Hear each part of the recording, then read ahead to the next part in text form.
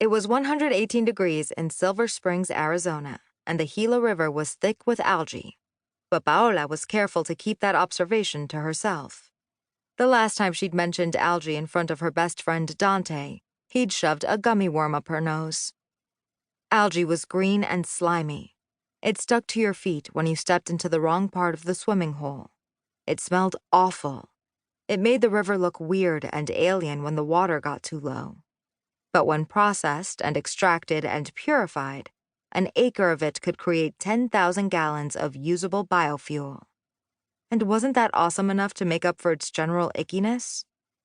Aware of Dante and her other best friend Emma sitting on the picnic blanket on either side of her, Pao didn't speak aloud the wonders of algae. Sometimes she thought there were still granules of sour sugar from that gummy worm slowly making their way to her brain through her nasal cavity.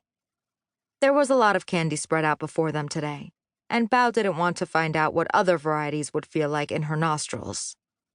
Shuddering, she kept her daydreams private for now.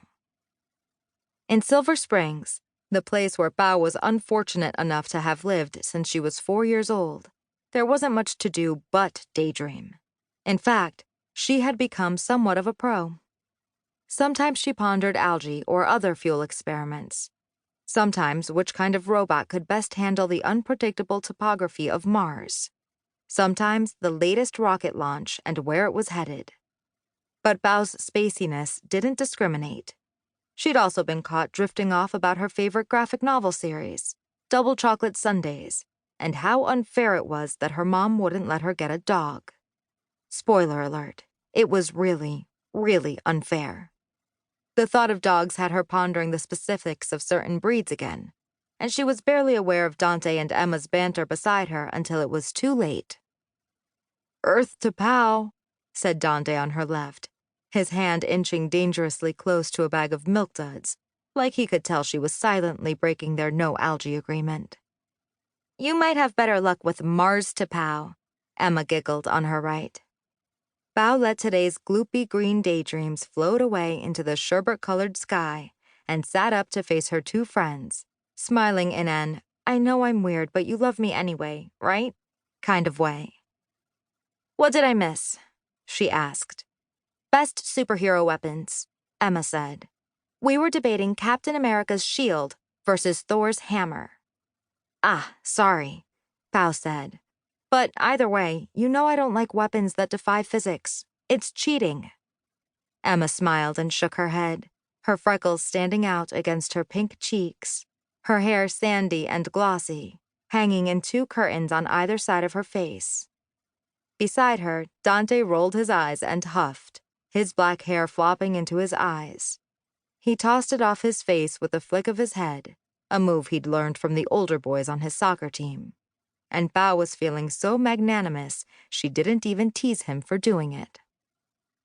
"Not everything has to be scientifically accurate, Pao," he said, making her regret her mercy. "It's summer. Can we just forget about school stuff for like 3 seconds? "We can't afford to. The polar ice caps are melting, Dante," Pao said witheringly. "Coral reefs are dying by the acre. The ozone—" Okay, I get it," he said. "All science, no fun." He saluted, and Pao, feeling bad for being a stick in the mud, tossed a Cheeto at him and stuck out her tongue. It feels like it's always been the 3 of us, Pao thought as Dante ate the Cheeto, and then Emma began trying to toss Skittles into his mouth. But it had been Dante and Pao first, long before Emma moved into town 2 years ago. Dante had been Pao's neighbor since they were 4, when her dad, whom Pao barely remembered, had left for good and her mom had been forced to move them into a run-down apartment complex at the edge of the desert. Aside from sporadic birthday cards from her father, never with money inside, and only sometimes on her actual birthday, it had been just Pao and her mom for the past 8 years.